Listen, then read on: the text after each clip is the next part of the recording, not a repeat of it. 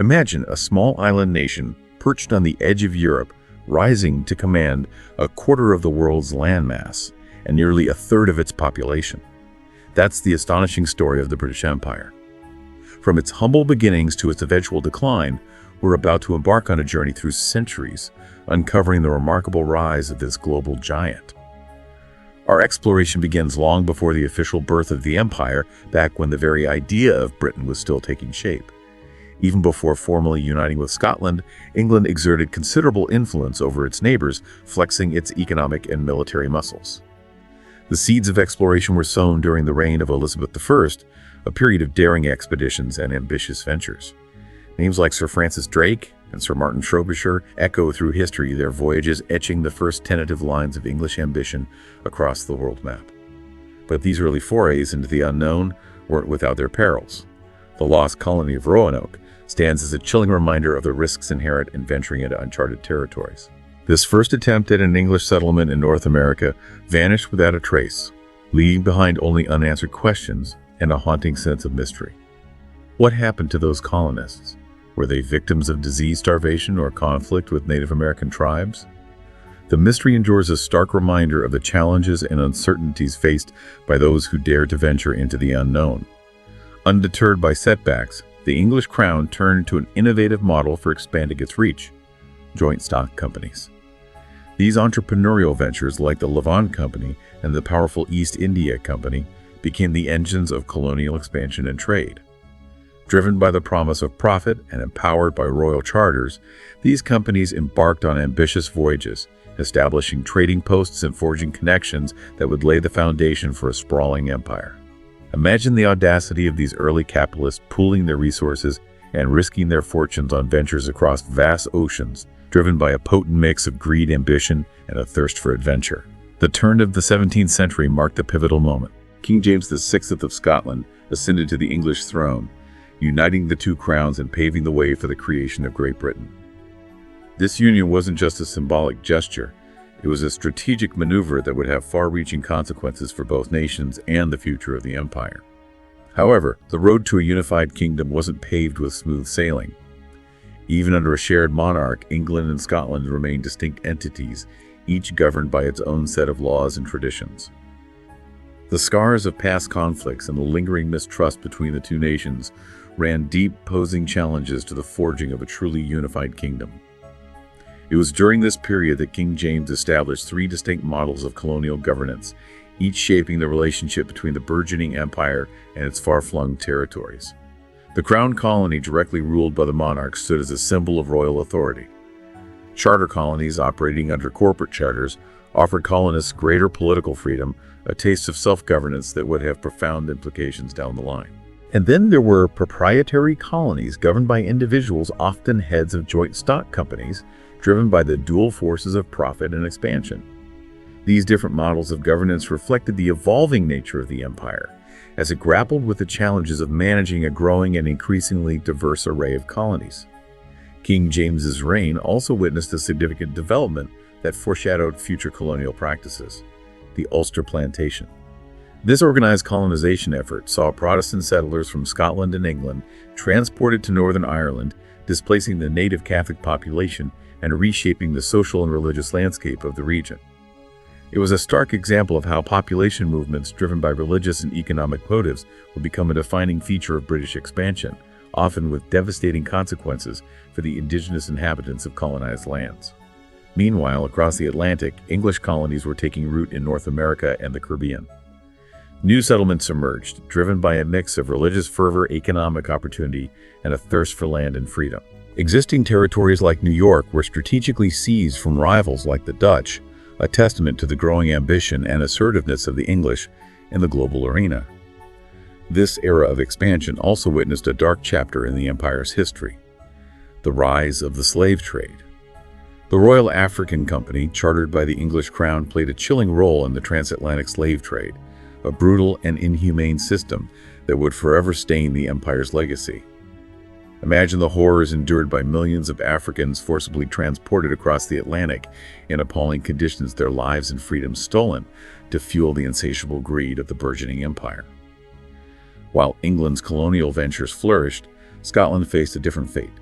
Its attempts at establishing overseas colonies were met with a string of failures, culminating in the disastrous Darien scheme.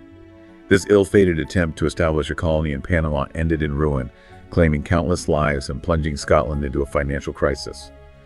It was a crushing blow to Scottish ambitions, exposing the limitations of its resources and the harsh realities of colonial ventures in a world dominated by powerful rivals. This setback, however, ultimately pushed Scotland towards a closer union with England, as the lure of sharing in England's colonial wealth became increasingly appealing.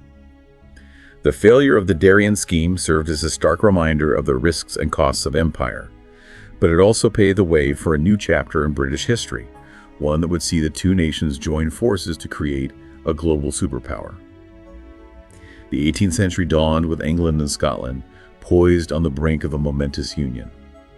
The Glorious Revolution of 1688 had reshaped the political landscape of the British Isles, deposing the Catholic James II and ushering in a Protestant monarchy. This event, a pivotal moment in British history, laid the groundwork for the Acts of Union in 1707, officially merging England and Scotland into the Kingdom of Great Britain. This consolidation of power had profound implications for the future of the empire, creating a unified force capable of projecting its influence on a global scale. The birth of Great Britain marked a new era of imperial ambition as the combined resources and manpower of the two nations fueled an unprecedented wave of expansion and conquest. The birth of Great Britain ushered in an era of unparalleled military might and territorial expansion. A series of wars with European powers fought on land and sea saw Britain emerge as the dominant force. The War of the Spanish Succession brought key acquisitions like Gibraltar and Newfoundland, strategic outposts that would bolster British naval power and control over vital trade routes. Meanwhile, the East India Company tightened its grip on India, securing a pivotal victory at the Battle of Plassey in 1757. This decisive victory, a testament to the cunning and ruthlessness of the company's forces, marked a turning point, paving the way for British dominance in the region. The Seven Years' War, a global conflict that raged from 1756 to 1763, solidified Britain's position as a global superpower. The capture of Quebec in 1759 effectively ended French colonial aspirations in North America, a crushing blow to France's imperial ambitions. The Treaty of Paris, which concluded the war, ceded vast territories to Britain, including Florida, Dominica, Grenada, St. Vincent, and Tobago, expanding the empire's reach across the globe. By the mid-18th century, Britain stood as the unrivaled colonial and maritime power, its flag flying over a vast and growing empire. The empire's success was built on two pillars: naval supremacy and a thriving mercantile system. The Royal Navy, a formidable force that ruled the waves, protected British interests and projected its power across the globe. Imagine the spectacle of these mighty warships bristling with cannons and manned by seasoned sailors patrolling the oceans, enforcing British dominance and safeguarding the flow of trade that enriched the empire. Meanwhile, a complex web of trade routes, fueled by a relentless pursuit of profit, brought immense wealth to Britain's shores. From the tea plantations of India to the sugar plantations of the Caribbean, the empire's vast network of commerce generated immense profits, transforming Britain into the world's leading economic power. However, the very system that fueled the empire's growth also contained the seeds of its eventual decline. The issue of taxation, particularly in the American colonies, became a flashpoint for discontent. The colonists, accustomed to a degree of self-governance and emboldened by Enlightenment ideas of liberty and representation, bristled at the notion of being taxed without representation, a core principle of English liberty. As tensions escalated, the cry of "no taxation without representation" echoed across the colonies, a defiant challenge to the authority of the distant British Parliament. This simmering resentment, fueled by a sense of injustice and a growing desire for autonomy, set the stage for a momentous clash between empire and liberty, a conflict that would shake the foundations of British power. In 1775, the simmering discontent boiled over into open rebellion. The American Revolution, a conflict that pitted colonists against their mother country, marked a watershed moment in the history of the British Empire. The Declaration of Independence, signed in 1776, boldly proclaimed the colony's separation from Britain, a defiant act that would inspire revolutionary movements around the world and forever alter the course of history. Imagine the audacity of these colonial rebels daring to challenge the might of the British Empire, fueled by a belief in their right to self-determination and a yearning for a government based on the consent of the governed.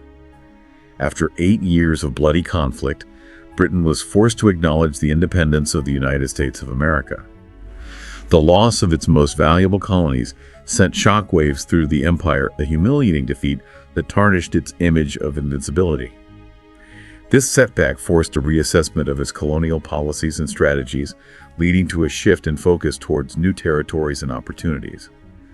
The American Revolution served as a stark reminder that even the most powerful empire could be vulnerable to the forces of nationalism and the yearning for self-determination, a lesson that would reverberate throughout the empire in the decades to come. The loss of America forced the British Empire to shift its focus. With its grip on North America loosened, it turned its attention to new horizons: Asia, the Pacific, and Africa. Explorers like Captain James Cook charted vast territories, claiming them in the name of the British Crown and expanding the empire's reach into uncharted waters. Cook's voyages, though ultimately ending in tragedy with his death in Hawaii in 1779, opened up new frontiers for British expansion, paving the way for the establishment of new colonies and trading posts in the vast Pacific. Australia, a continent shrouded in mystery, became a new destination for British convicts. With the loss of the American colonies, the practice of transporting criminals overseas continued, but now they were shipped to the penal colony of New South Wales, established in 1788.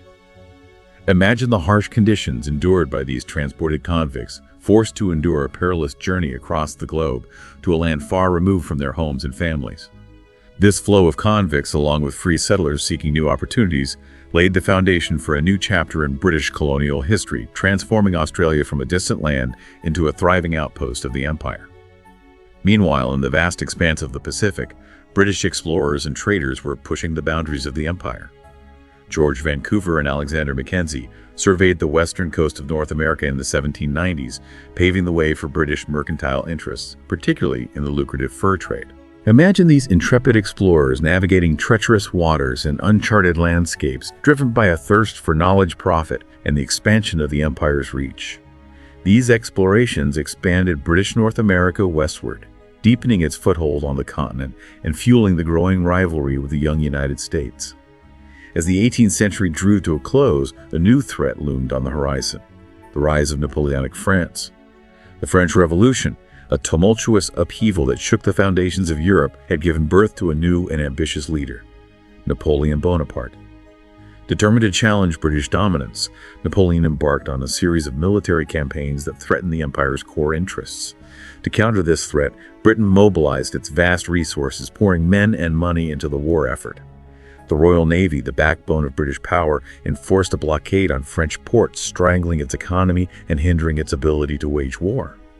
The Battle of Trafalgar, fought in 1805 off the coast of Spain, proved to be a decisive victory for Britain, shattering Napoleon's naval ambitions and securing British supremacy at sea for over a century. However, the victory came at a heavy price, as Admiral Lord Nelson, Britain's greatest naval hero, was killed in action.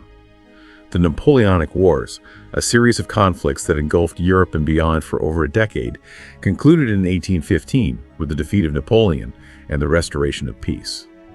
Britain, as a key member of the victorious coalition, emerged from the conflict stronger than ever, adding yet more territories to its already vast empire. The spoils of war included the Ionian Islands, Malta, Mauritius, St. Lucia, the Seychelles, Trinidad and Tobago, Guyana, Ceylon, and the Cape Colony, further expanding the empire's global reach. These acquisitions further cemented Britain's position as the dominant global power, but they also added to the complex challenges of managing a far-flung empire. One of the most pressing issues was the legacy of slavery, deeply entrenched in many of the newly acquired Caribbean colonies. The abolitionist movement, gaining momentum in Britain, condemned the brutal system of slavery, demanding its end. Imagine the moral struggle that raged within British society as abolitionists confronted the deeply ingrained economic and social structures that perpetuated the horrors of slavery. In 1807, bowing to public pressure, Britain abolished the slave trade within its empire, a landmark victory for the abolitionist cause. However, it would take another 27 years before the institution of slavery itself was finally outlawed in 1834. The abolition of slavery marked a significant moral turning point for Britain, but it also presented new challenges as the empire grappled with the economic and social consequences of dismantling a system that had been integral to its wealth and power. The period following the Napoleonic Wars saw Britain enter what is often referred to as its imperial century, an era marked by unprecedented economic growth, technological advancements, and continued territorial expansion. India, the jewel in the crown of the British Empire, played a central role in this era of prosperity. The East India Company, which had effectively ruled India for over a century, faced a major challenge in 1857 when the Sepoy Rebellion erupted. Indian soldiers known as sepoys mutinied against their British officers, sparking a widespread uprising that shook the foundations of British rule. The rebellion was brutally suppressed, but it forced the British government to reassess its relationship with India. Imagine the turmoil that gripped India during this rebellion as simmering resentment against British rule boiled over into a violent struggle for freedom and autonomy.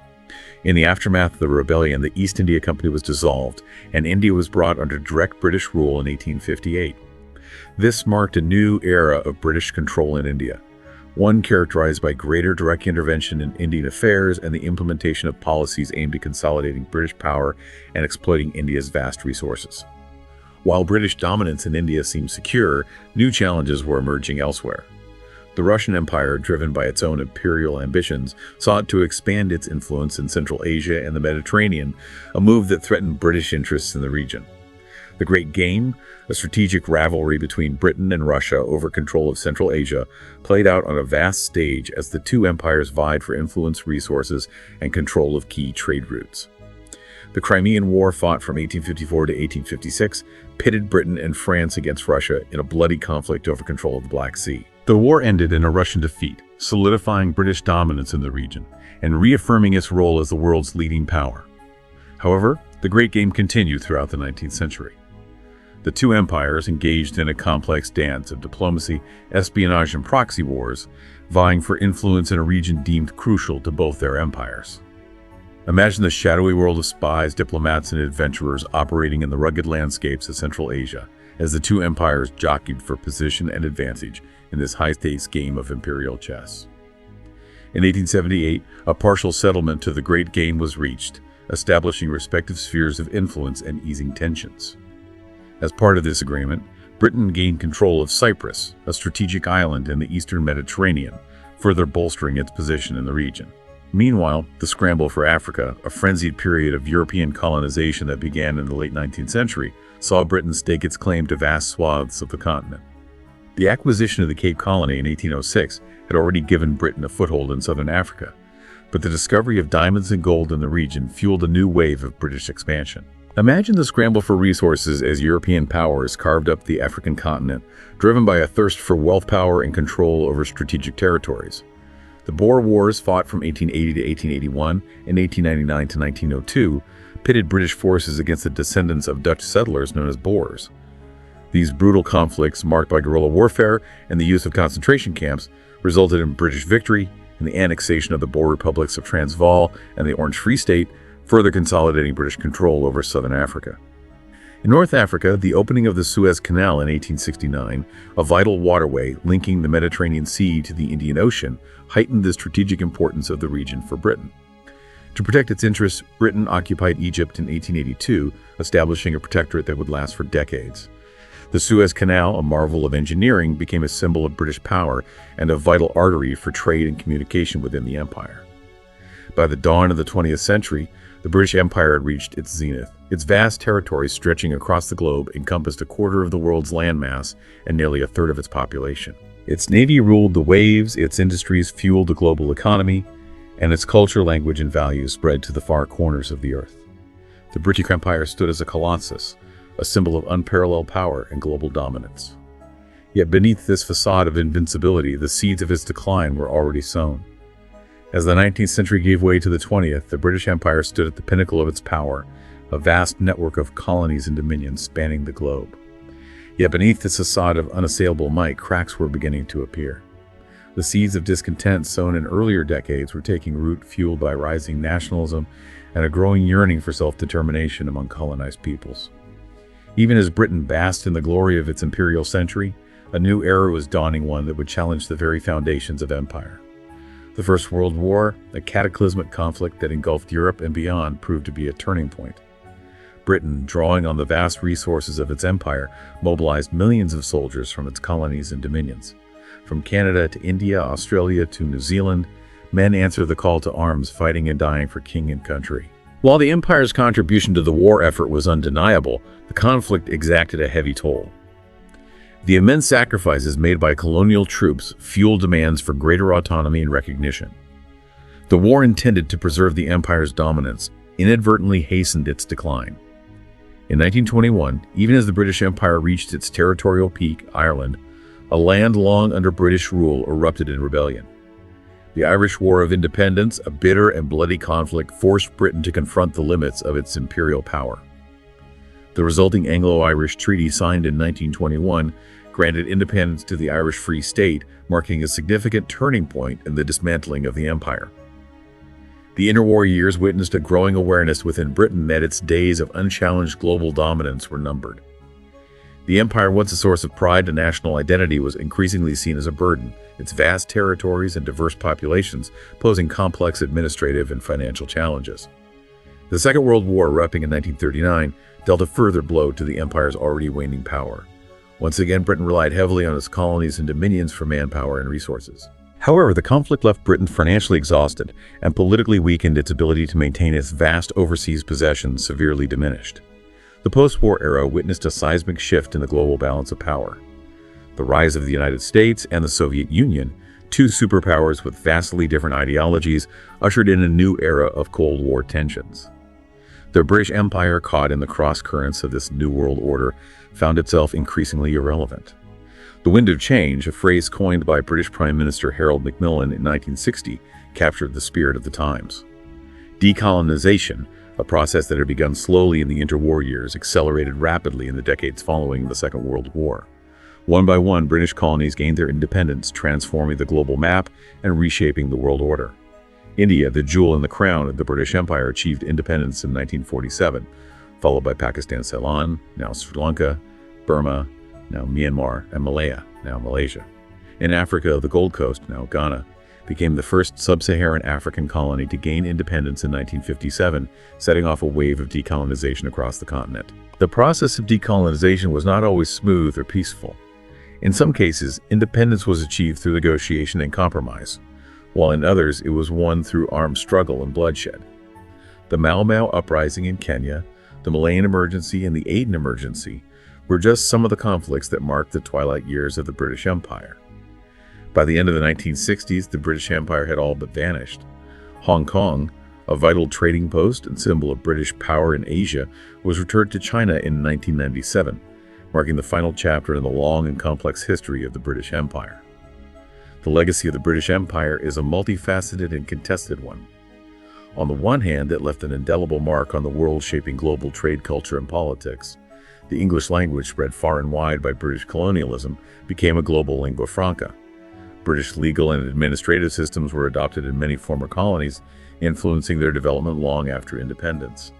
On the other hand, the British Empire was built on exploitation, oppression, and violence.